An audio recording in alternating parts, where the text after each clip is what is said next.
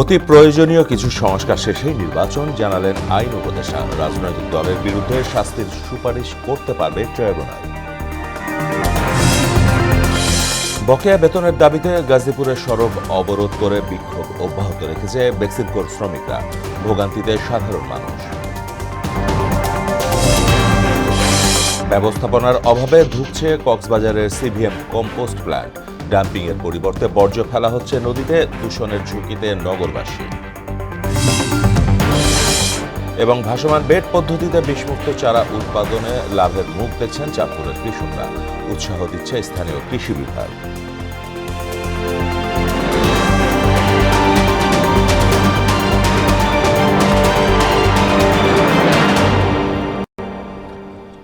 আসসালামু আলাইকুম, সবাইকে মোহনা সংবাদে স্বাগত। শুনছিলেন শিরোনাম, সঙ্গে আছি মাহমুদ হোসেন। এবার বিস্তারিত। অতি প্রয়োজনীয় কিছু সংস্কার শেষ করে দ্রুত নির্বাচন আয়োজনের কথা জানিয়েছেন আইন উপদেষ্টা ডক্টর আসিফ নজরুল। অন্তর্বর্তী সরকারের 100 দিনে মন্ত্রণালয়ে অগ্রগতি জানাতে এক ব্রিফিংয়ে তিনি জানান, আন্তর্জাতিক অপরাধ ট্রাইব্যুনাল অধ্যাদেশের খসড়া তৈরি হয়েছে, যা আজ ক্যাবিনেটে উঠবে। এর মাধ্যমে রাজনৈতিক দলের বিরুদ্ধে ট্রাইব্যুনাল শাস্তির সুপারিশ করতে পারবে বলেও জানান আইন উপদেষ্টা। নাসির উদ্দিনের প্রতিবেদন। ইতিমধ্যেই 100 দিন পূর্ণ করেছে অন্তর্বর্তী সরকার। এ সময়ের মধ্যে মন্ত্রণালয়ের অগ্রগতি জানাতে সংবাদ সম্মেলন করেন আইন উপদেষ্টা আসিফ নজরুল। বলেন, সাইবার সিকিউরিটি অ্যাক্ট বাতিল করে সাইবার সুরক্ষা নামে নতুন আইন হচ্ছে। আইন কর্মকর্তা নিয়োগে মন্ত্রণালয়ের পদক্ষেপ তুলে ধরেন তিনি। যেই আইনের মাধ্যমে সাইবার সিকিউরিটি অ্যাক্টটা বাতিল হবে, সেই আইনেই একটা বিধান রেখেছি, স্পিচ অফেন্সের সকল মামলা রহিত হয়ে যাবে। উপদেষ্টা জানান, আন্তর্জাতিক অপরাধ ট্রাইব্যুনাল অধ্যাদেশের সংশোধনী তৈরি হয়েছে। খসড়ায় রাজনৈতিক দলের শাস্তির বিষয়ে আদালতকে সরাসরি ক্ষমতা দেয়া না হলেও সুপারিশের সুযোগ রাখা হয়েছে। আগামীকাল উপদেষ্টা পরিষদের মিটিংয়ে সেই অ্যামেন্ডমেন্টটা তোলা হবে। উপদেষ্টা পরিষদ গ্রহণ করলে সম্ভবত বৃহস্পতিবারের মধ্যে এটা আইনে পরিণত হবে। আদালতকে সেভাবে সরাসরি ক্ষমতা দেওয়া হয়নি। বলা হয়েছে, আদালত যদি মনে করে তাহলে প্রয়োজনীয় ব্যবস্থা, শাস্তিমূলক ব্যবস্থা গ্রহণ করার জন্য তারা সুপারিশ করতে পারবে, কনসার্ন অথরিটির কাছে সুপারিশ করবে। হয়রানি এবং বাণিজ্যিক উদ্দেশ্যে করা মামলা প্রসঙ্গেও কথা বলেন উপদেষ্টা। বাণিজ্যমূলক মামলা করছেন, কাউকে কাউকে নাকি থ্রেটও দেওয়া হচ্ছে যে টাকা না দিলে মামলা করা হবে। আপনারা কিছু মনে রেখেন, আমি যদি এই মন্ত্রণালয়ে থাকি, আপনাদের কিভাবে শাস্তি দেওয়া যায় সেটার আইন আমি খুঁজে বের করব। নির্বাচন প্রসঙ্গে বলেন, প্রয়োজনীয় কিছু সংস্কার শেষেই ভোট হবে। আমরা মোস্ট এসেনশিয়াল কিছু সংস্কার করে যত দ্রুত সম্ভব নির্বাচন দেব। আমরা খালি জাস্ট এই জিনিসটা চাই না যে আপনার আগের মতো কোনো ভুয়া নির্বাচন হোক, আর এটা চাই না নির্বাচনে বিজয়ী হয়ে কেউ আপনার আবার ভুয়া নির্বাচন করার সুযোগ পাক। গণহারে দাবি দেওয়া আর আন্দোলনের কারণে জনদুর্ভোগ হচ্ছে উল্লেখ করে আইন উপদেষ্টা বলেন, মানুষের উচিত এর বিরুদ্ধে রুখে দাঁড়ানো। আমরা বেশি ভালোবাসা দিচ্ছি, বেশি নরম থাকছি দেখে পেয়ে বসছে, তখন আমাদের শক্ত হওয়ার সুযোগ সৃষ্টি হবে। শক্ত যখন হব, খুব ভালোভাবেই হব। নাসির উদ্দিন, মোহনা সংবাদ, ঢাকা। জুলাই আগস্টে গণহত্যার অভিযোগের মামলায় আন্তর্জাতিক অপরাধ ট্রাইব্যুনালে আজ হাজির করা হবে সাবেক আইজিপি চৌধুরী আবদুল্লাহ আল মামুন ও সাবেক সেনা কর্মকর্তা জিয়াউল আহসান সহ 8 জনকে। মঙ্গলবার প্রসিকিউটর আবদুল্লাহ আল মামুন বিষয়টি নিশ্চিত করেন। গত 17 অক্টোবর সাবেক প্রধানমন্ত্রী শেখ হাসিনা ও তার সরকারের সাবেক মন্ত্রী, প্রতিমন্ত্রী সহ 46 জনের বিরুদ্ধে গ্রেপ্তারি পরোয়ানা জারি করে ট্রাইব্যুনাল। 27 অক্টোবর পরোয়ানাভুক্তদের মধ্যে 20 জনকে ট্রাইব্যুনালের মামলায় গ্রেপ্তার দেখানো হয়, যাদের ভিতর 13 জনকে 18 তারিখ ট্রাইব্যুনালে হাজির করানো হয়। বাকিদের আজ নেওয়া হবে। আন্তর্জাতিক অপরাধ ট্রাইব্যুনালে আছেন সহকর্মী রাকিবউদ্দিন পাপ্পু। পাপ্পু, আজও তো ট্রাইব্যুনালে অনেক আসামিকে হাজির করা হচ্ছে, সেখানকার সবশেষ পরিস্থিতি কি জানাবেন?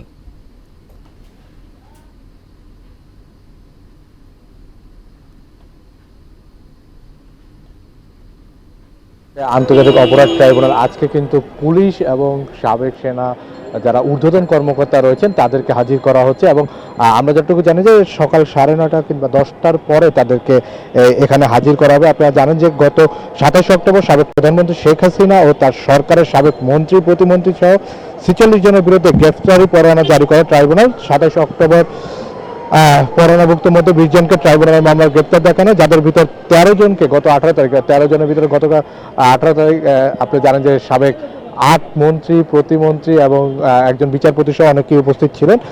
তো আজকে যাদেরকে আনা হচ্ছে তারা হলেন যে সাবেক 6 পুলিশ কর্মকর্তা যারা রয়েছেন, আইজিপি আব্দুল্লাহ আল মামুন, সাবেক মেজর জেনারেল অবসর জিয়াউল হাসান, ঢাকা জেলার এডিসি আব্দুল্লাহ আল হিল কাফি, সাবেক এডিসি আরাফাতুল ইসলাম, যাত্রাবাড়ি থানার সাবেক ওসি আবুল হাসান এবং গুলশান থানার সাবেক ওসি মাজারুল ইসলামকে। তো ট্রাইব্যুনালের এই হাজির করা এইসব আসামির পক্ষে যারা আসছে তাদেরকে আজকে আনা হবে। এবং আপনারা জানেন যে গত 18 তারিখে যে নির্দেশটি দেওয়া হয়েছিল তাদেরকে সবাইকে গ্রেফতারি দেখে কারাগারে প্রেরণের পাশাপাশি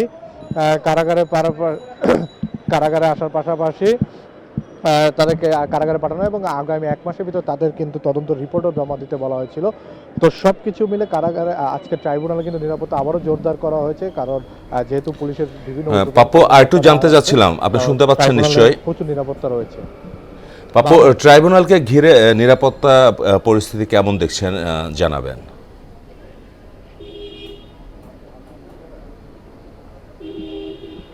মাহমুদ, আপনাকে বলে রাখি যে গত লাস্ট যে ট্রাইব্যুনালটা বসেছিল সেখানকার মতো আজকেও কিন্তু নিরাপত্তা ব্যবস্থা রয়েছে এবং সাংবাদিকদের একটি করে পাস দেওয়া হচ্ছে, যাতে ভিতরে তারা খুব কম সংখ্যক মানুষ ঢুকতে পারে। অর্থাৎ সাংবাদিক ছাড়া কিন্তু বহিরাগত কাউকে ঢুকতে দেওয়া হচ্ছে না। ট্রাইব্যুনাল প্রচুর পুলিশ নিরাপত্তা রয়েছে এবং তারা চেষ্টা করেছে যে বহিরাগত যাতে ঢুকে কোনো বিশৃঙ্খলা সৃষ্টি করতে না পারে, এবং এটাই তাদের মূল লক্ষ্য। শুধু ট্রাইব্যুনালে আজকে সাংবাদিক এবং আইনজীবী ছাড়া এবং পুলিশের কর্মকর্তা ছাড়া কাউকেই ঢুকতে দেওয়া হচ্ছে না। পুরো ট্রাইব্যুনাল এলাকাটা কিন্তু এখন পুলিশের নিরাপত্তা বেষ্টনীতে ঘেরাও করে রেখেছে। তো মাহমুদ, এই ছিল আমার কাছে সর্বশেষ ট্রাইব্যুনাল থেকে। পাপ্পু, আপনাকে ধন্যবাদ। বকেয়া বেতনের দাবিতে আজও ঢাকা টাঙ্গাইল মহাসড়ক অবরোধ করেছে গাজীপুরের কাশিমপুরে বেক্সিমকো ইন্ডাস্ট্রিয়াল পার্কের শ্রমিকরা। এর আগেও সকাল সন্ধ্যা অবরোধ কর্মসূচি পালন করে তারা। তাতে ভোগান্তি পোহাচ্ছে এ রুটে চলাচলকারী হাজারো মানুষ। এই গার্মেন্টসের প্রায় 40,000 শ্রমিক বলছেন ঠিকমতো বেতন ভাতা না পাওয়ায় মানবেতর দিন কাটাতে হচ্ছে তাদের।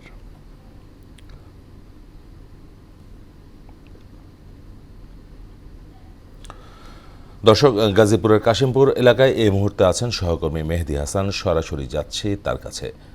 মেহেদি, পোশাক শ্রমিকরা কি বলছেন, সর্বশেষ পরিস্থিতি আমাদের জানাবেন।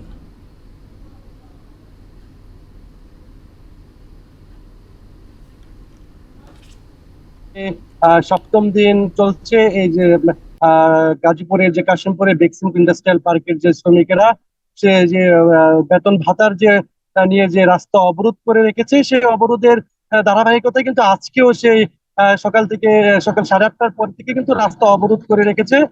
আমরা যতটুকু জেনেছি যে 40,000 ওয়ার্কারের 82 কোটি টাকার যে স্যালারি বকেয়া রয়েছে, সেই স্যালারির কারণে কিন্তু এই বেক্সিমকো ইন্ডাস্ট্রিয়াল পার্কের যারা শ্রমিক রয়েছে যারা শ্রমিকরা এই রাস্তা অবরোধ করে রেখেছে। আমি যদি একজন শ্রমিকের সাথে কথা বলে জানার চেষ্টা করব যে আসলে তারা এই অবরোধ কবে উঠিয়ে নিবে এবং তাদের বেতন সম্পর্কে তাদের কোম্পানি কিছু বলেছে কিনা। আচ্ছা, আপনি তো বেক্সিমকোতে চাকরি করেন, আপনারা আসলে কি সমস্যার কারণে, কি কারণে আপনারা এটা অবরোধ করে রাখছেন? আমরা অবরোধ করতেছি, আমাদের বেতন দেওয়ার কথা আসলে 8 তারিখ থেকে 12 তারিখ পর্যন্ত। 8 তারিখ থেকে 12 তারিখে বেতন না দেওয়ার কারণে আমরা এই কারণে আমার পেটে ভাত না দিকে আমরা রোড নামে পড়ছি। এখন বেতন আজ দেয় কাল দেয়, আজ দেয় কাল দেয়, তাহলে আমাকে এমন করে দোকানদার তো বাকি দেয় না, বাকি দিতে দোকানদারও বাকি দেয় না, আর বাকি সাইড করে ভ্যাকসিন লোক বাকি দেওয়া চলবে না। এই রুম ভাড়া জন্য চাপ দিচ্ছে, আমরা এখন পেটে ভাত নাই বিষয় দিকে আমরা সকাল 8টায় আমরা এই যে রোড নামে পড়ছি। বেতন যতদিন না দিব ততদিন পর্যন্ত আমরা রোড গার্ড ছাড়তাম না। যেমনটি মাহমুদ বলেছিলেন যে তাদের যে বেতন যদি না দেয় তারপরে বাড়িওয়ালারা তাদেরকে চাপ দিচ্ছে, দোকানদাররা চাপ দিচ্ছে। আমি যদি আরেকজন শ্রমিকের সাথে কথা বলে জানার চেষ্টা করবো যে আসলে তারা কেন এই রাস্তা অবরোধ করে রাখছে এবং তাদের কোম্পানি কি বলেছে। আচ্ছা, আপনি কি কারণে এই রাস্তাগুলো অবরোধ করে রাখছেন এবং কবে বেতন দেবে কিছু বলেছে কিনা? বেতন দেওয়ার ডেট ছিল গত 12 তারিখে, কিন্তু 12 তারিখে দেয় না, 14 তারিখে দেওয়ার কথা ছিল, দেয় না। কিন্তু এখন যতক্ষণ পর্যন্ত আমরা বেতন না দিবে ততক্ষণ রাস্তা ছাড়বো না। এখন আমাদের কাঁচা বাজার, তার রুম ভাড়া, এগুলো চাপ দিচ্ছে অনেক। দীর্ঘ 4 মাস এরকম করতেছে। আজকে মাসের 20 তারিখ, 20 তারিখ এখন স্যালারি পাচ্ছেন, আমরা কিভাবে চলবো? আমাদের যতক্ষণ পর্যন্ত বেতন দেবে না আমরা ততক্ষণ পর্যন্ত রাস্তা অবরোধ করবো। কোম্পানি আপনাদেরকে কি আশ্বস্ত করেছে যে কবে নাগাদ বেতন দিতে পারে? কোম্পানি ডেট দিচ্ছিল গেছে 12 তারিখে, কিন্তু 12 তারিখে ডেট দেয় নাই, কিন্তু কোনো রেজাল্ট জানাই না এখন পর্যন্ত আমাদের। মাহমুদ যেমনটি বলেছিলেন যে তারা বেতন না নেওয়া পর্যন্ত তারা কিন্তু এই রাস্তা অবরোধ করে রাখবে। এই ছিল আমার কাছে ঢাকা টাঙ্গাইল মহাসড়কের শ্রমিকের যে রাস্তার অবরোধ এই সর্বশেষ তথ্য। মেহেদী, আপনাকে ধন্যবাদ। শীতের শুরুতেও নিয়ন্ত্রণে আসছে না ডেঙ্গু। নতুন করে একজনের মৃত্যুর পাশাপাশি আক্রান্ত হয়ে হাসপাতালে ভর্তি হয়েছেন 1052 জন। মঙ্গলবার স্বাস্থ্য অধিদপ্তরের হেলথ এমার্জেন্সি অপারেশন সেন্টার ও কন্ট্রোল রুম থেকে পাঠানো সংবাদ বিজ্ঞপ্তিতে এ তথ্য জানানো হয়। এদিকে রাজশাহীতে ডেঙ্গু আক্রান্তের সংখ্যা দিন দিন বেড়েই চলছে। হাসপাতালের হিসেবে চলতি বছর ডেঙ্গু মৌসুমে মোট 984 রোগী ভর্তি হয়েছেন। সুস্থ হয়ে বাড়ি ফিরেছেন 912 জন। এখন পর্যন্ত হাসপাতালটিতে মারা গেছে 3 জন ডেঙ্গু রোগী। দর্শক, এই বিষয়ে আরও জানাতে রাজশাহী থেকে যুক্ত হচ্ছেন সহকর্মী সানিউল আলম রাজু। রাজশাহীর ডেঙ্গু পরিস্থিতির সর্বশেষ কি তথ্য আছে আপনার কাছে, আমাদের জানাবেন।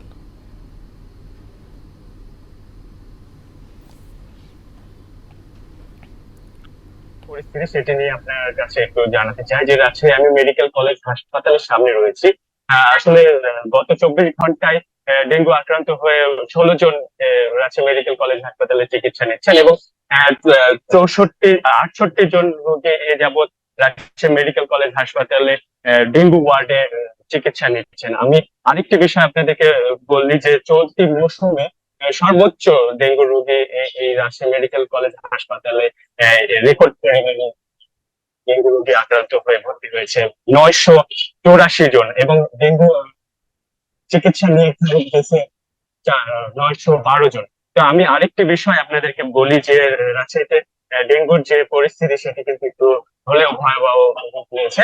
তো রাজশাহী সিটি কর্পোরেশনের উদ্যোগে বিভিন্ন ধরনের যে ডেঙ্গুর যে প্রভাব সেই প্রকোপকে জন্য হচ্ছে নিরসনের জন্য বিভিন্ন জায়গায় তারা হচ্ছে এই জলসায়, তারপরে হচ্ছে যেখানে পানি জমে থাকে সেখানে তারা পরিষ্কার পরিচ্ছন্নতা করছেন এবং বিভিন্নভাবে সিটি কর্পোরেশন থেকে উদ্যোগ নিয়েছেন যে তারা কাজ করছেন, বিভিন্ন সংগঠনেরাও কাজ করছেন। তো মাহমুদ, এই ছিল আমার কাছে রাজশাহী থেকে ডেঙ্গু পরিস্থিতির সর্বশেষ খবর।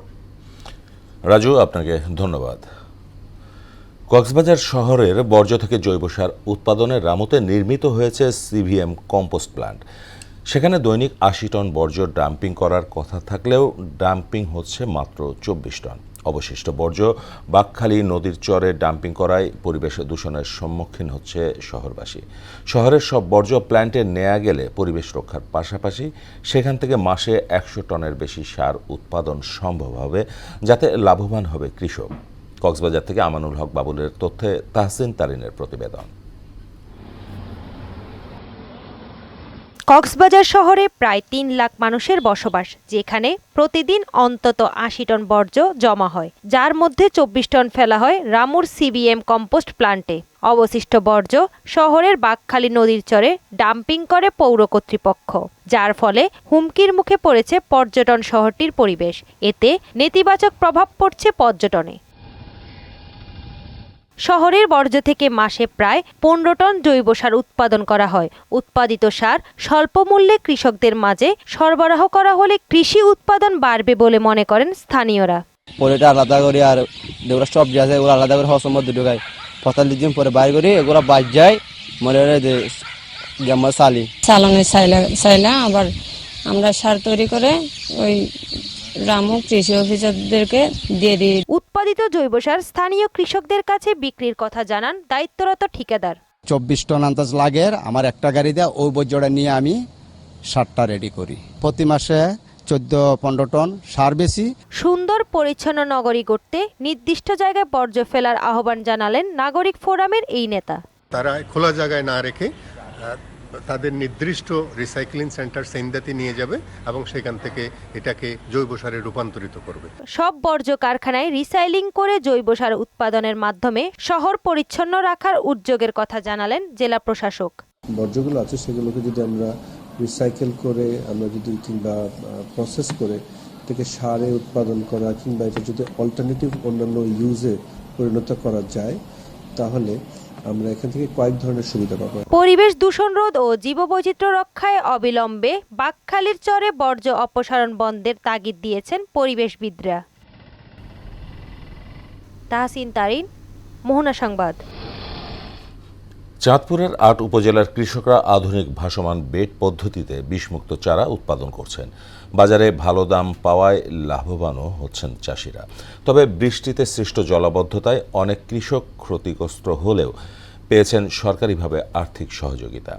সবজি চাষে মাঠ পর্যায়ে কৃষকদের পরামর্শ দিচ্ছে স্থানীয় কৃষি বিভাগ। রফিকুল ইসলাম বাবুর প্রতিবেদন, জানাচ্ছেন আফরিন পপি।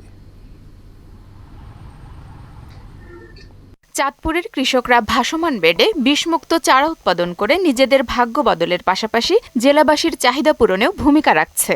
বাড়তি লাভের আশায় শীতকালীন সবজির চারা উৎপাদনে নিরলস পরিশ্রম করে চলছে তারা। জেলায় এবছর বৃষ্টিতে সৃষ্ট জলাবদ্ধতায় অনেক কৃষক ক্ষতিগ্রস্ত হয়েছে। সরকারের পক্ষ থেকে অনেক ক্ষতিগ্রস্ত কৃষকই পেয়েছেন প্রণোদনা।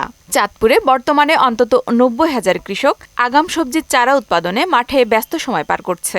বেগুন, টমেটো, ফুলকপি, বাঁধাকপি, লাল শাক, করলা, লাউ, টমেটো সহ নানা জাতের সবজির চারা উৎপাদন করছেন তারা। প্রথম দিনে বৃষ্টি তো মার খেয়ে গেছে, এবার আমরা ভাই অনেক টাকা মার। এইসব আমার জমি আছে 5 ঘন্টার উপরে, এই দাঁড়া লাগাইছি সবই শেষ। চারা বাড়া করলাম, এখন একটু বড় হয়েছে, আশা করি লাভবান হইব। টন নিয়ে অনেক কিছু সামনে করতে আসি, আগ্রসন হইতে আসি। কৃষকের সাথে একটা আইয়া তো সাহায্য করে কয়। কৃষকদের নিয়মিত সব রকম পরামর্শ দিয়ে সহযোগিতা করছে স্থানীয় কৃষি বিভাগ। কৃষকদের জন্য আমরা নিয়মিত পরামর্শ কার্যক্রম, পাশাপাশি প্রদর্শনী এবং সরকারের পক্ষ থেকে যে প্রণোদনা এসছে তাদেরকে আমরা দিয়ে সহযোগিতা করার চেষ্টা করেছি। এছাড়াও কৃষক যেন ভালো সবজির উৎপাদন পায়, এই জন্য নিয়মিত আমরা কৃষকদেরকে পরামর্শ দিয়ে যাচ্ছি। চাঁদপুরে এবছর সবজি চাষের লক্ষ্যমাত্রা ৫,৫০০ হেক্টর, এর মধ্যে অর্জন হয়েছে ১৩৫০ হেক্টর। আফরিন পপি, মোহনা সংবাদ। ঢাকা মহানগর এলাকায় ৩ দিনের মধ্যে ব্যাটারি চালিত রিকশা চলাচল বন্ধের নির্দেশ দিয়েছেন হাইকোর্ট। একই সঙ্গে ঢাকা মহানগর এলাকায় ব্যাটারি চালিত রিকশা চলাচল বন্ধে কর্তৃপক্ষের নিষ্ক্রিয়তা কেন বেআইনি হবে না তা জানতে চেয়ে রুল জারি করেছেন আদালত। মঙ্গলবার বিকেলে বিচারপতি ফাতেমা নজিব ও বিচারপতি মাহমুদুর রাজির হাইকোর্ট বেঞ্চ এ আদেশ দেন। স্বরাষ্ট্র সচিব, স্থানীয় সরকার সচিব, আইজিপি, ঢাকার পুলিশ কমিশনার, ঢাকার 2 সিটি কর্পোরেশনের কর্তৃপক্ষ সহ সংশ্লিষ্টদের আদালতের এ আদেশ বাস্তবায়ন করতে বলা হয়েছে। আন্তর্জাতিক খবর। ইসরায়েলি বর্বর হামলায় গাজায় আরও 50 ফিলিস্তিনি নিহত ও আরও 110 জন আহত হয়েছেন। এতে উপত্যকাটিতে প্রাণহানি পৌঁছেছে 43,972-এ। আহত সংখ্যা উন্নীত হয়েছে 1,04,008 জনে। ধ্বংসস্তূপের নিচে এখনও 10,000-এর বেশি মানুষ আটকা পড়েছেন বলে ধারণা করছে স্থানীয়রা। এদিকে গত 2 মাসে ইসরায়েলি হামলায় লেবাননে 2 শতাধিক শিশু নিহত হয়েছে বলে জানিয়েছে জাতিসংঘের শিশু নিরাপত্তা ও অধিকার বিষয়ক সংস্থা ইউনিসেফ।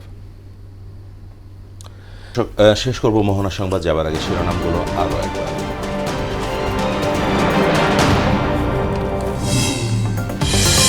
অতি প্রয়োজনীয় কিছু সংস্কার শেষে নির্বাচন, জানালেন আইন উপদেষ্টা। রাজনৈতিক দলের বিরুদ্ধে শাস্তির সুপারিশ করতে পারবে ট্রাইব্যুনাল। বকেয়া বেতনের দাবিতে গাজীপুরের সড়ক অবরোধ করে বিক্ষোভ অব্যাহত রেখেছে বেক্সিমকোর শ্রমিকরা। ভোগান্তিতে সাধারণ মানুষ। ব্যবস্থাপনার অভাবে ধুঁকছে কক্সবাজারের সিভিএম কম্পোস্ট প্ল্যান্ট। ডাম্পিংয়ের পরিবর্তে বর্জ্য ফেলা হচ্ছে নদীতে, দূষণের ঝুঁকিতে নগরবাসী। এবং ভাসমান বেড পদ্ধতিতে বিষমুক্ত চারা উৎপাদনে লাভের মুখ দেখছেন চাঁদপুরের কৃষকরা। উৎসাহ দিচ্ছে স্থানীয় কৃষি বিভাগ।